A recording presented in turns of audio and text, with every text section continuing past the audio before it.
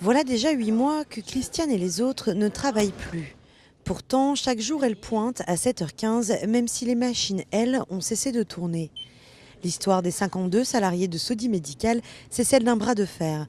Bras de fer judiciaire entre ces petites mains de l'industrie médicale et la multinationale allemande qui les emploie. Il y a 18 mois, le groupe décide de délocaliser la production. Depuis, les employés résistent.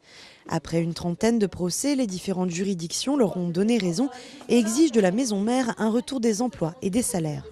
On a gagné tous les combats, mais comme ils ne respectent pas trop les décisions de justice, on continue toujours de se battre.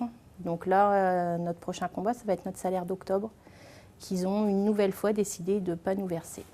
Des décisions de justice qui ne sont pas respectées, des salaires versés de façon aléatoire. En juin dernier, les salariés à bout de patience séquestrent leur patron.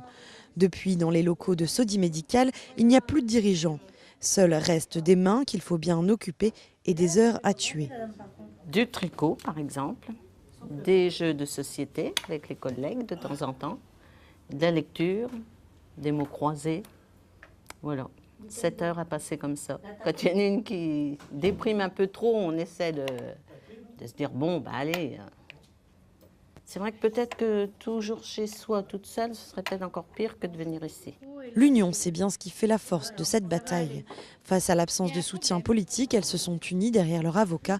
De tous les combats et toujours entre deux avions, Maître Brun voit dans ce dossier une révolution du droit du travail. Ça a été un combat dont à chaque fois ça a été que des premières.